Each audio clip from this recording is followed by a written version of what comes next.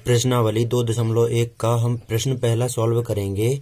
तो यहाँ पर किसी बहुपद px के लिए y बराबर px का ग्राफ नीचे आकृति में दिया गया है। तो यहाँ पर पहले प्रश्न में 6 ग्राफ दिए गए हैं, px के 6 ग्राफ दिए गए हैं और y बराबर px कहा गया है यहाँ पर। तो प्रत्येक स्थिति में हमें px के शून्यकों की संख्या ज्ञात करना है। तो यहाँ पर हम पहला और दूसरा ग्राफ देखते हैं सर्वप्रथम।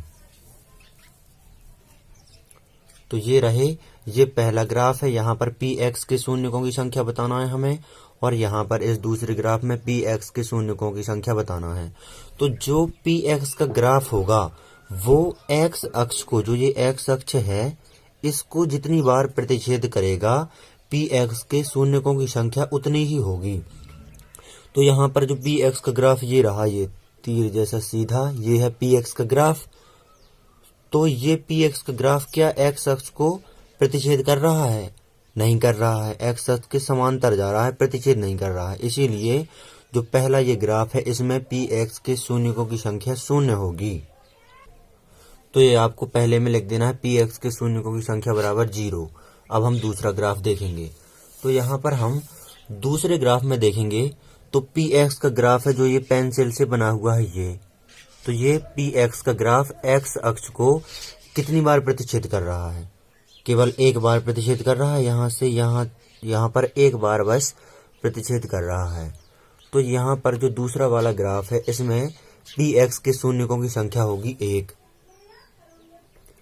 तो यहाँ पर दूसरे वाले ग्राफ में लिख देना है px के शून्यकों की संख्या बराबर 1।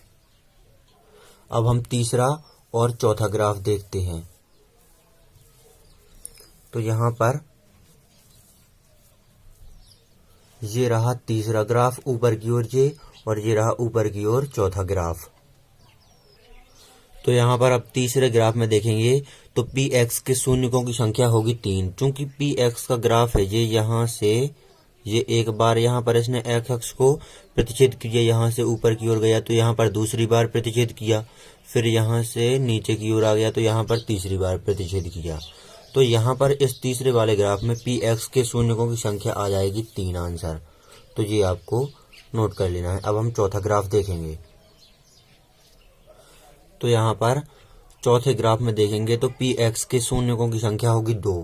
क्योंकि जो ये px का ग्राफ है, ये पेंसिल से जो बना हुआ है, ये यू प्रकार की आकृति, ये x अक्ष को 2 बार प्रतिच्छेद कर रही है। ऊपर से यहाँ पर नीचे की हुई तो यहाँ पर प्रतिच्छेद किया, फिर यहाँ पर ऊपर की ओर गई तो यहाँ पर प्रतिच्छेद किया।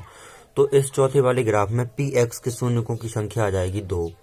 तो ये आपको नोट कर लेना है। अब हम पांचवा और छठवां ग्राफ और देखेंगे। तो यहाँ पर पांचवें ग्राफ में देखेंगे हम, तो यहाँ पर px के शून्यकों की संख्या होगी 4। चूंकि जो px का ग्राफ है ये x अक्ष को इस बिंदु से यहाँ पर ऊपर की ओर गया तो यहाँ पर प्रतिच्छेद किया, फिर यहाँ पर प्रतिच्छेद किया, फिर यहाँ पर प्रतिच्छेद किया और फिर यहाँ पर प्रतिच्छेद किया। तो px का ग्राफ जो ये आकृति इस प्रकार की बनी हुई है यहाँ पर m प्रकार की, ये x अक्ष को 4 बार प्रतिच्छेद करती है। इसीलिए यहाँ पर जो पांचवा ग्राफ है इसमें px के शून्यकों की संख्या आ जाएगी 4। अब हम अंतिम छठवां ग्राफ देखेंगे। तो यहाँ पर जो छठवां ग्राफ है इसमें देखेंगे, यानी कि जब देखना है हमें, जब जो px का ग्राफ है ये x अक्ष को प्रतिच्छेद करे या स्पर्श करे, तो हमें शून्यकों की संख्या पता लग जाएगी जितनी बार ये px का ग्राफ x अक्ष को प्रतिच्छेद करेगा या स्पर्श करेगा। तो जो ये छठवां ग्राफ है इसमें px का ग्राफ 1 बार प्रतिच्छेद करता है और 2 बार स्पर्श करता है। यहाँ से आया तो यहाँ पर प्रतिच्छेद किया, फिर यहाँ से यहाँ स्पर्श किया और यहाँ पर स्पर्श किया। तो जो px का ग्राफ है ये x अक्ष को 3 बिंदुओं पर प्रतिच्छेद एवं स्पर्श करता है। तो यहाँ पर px के शून्यकों की संख्या आ जाएगी 3। इस प्रकार आपको प्रश्नावली 2.1 हल कर लेना है, और इसमें इसी 6 प्रकार के ये ग्राफ हैं और उसमें शून्यकों की संख्या बताना है। तो ये हमने सॉल्व कर ली प्रश्नावली 2.1। तो यहाँ पर आप नोट कर लीजिए इस प्रश्न को अच्छी तरह से।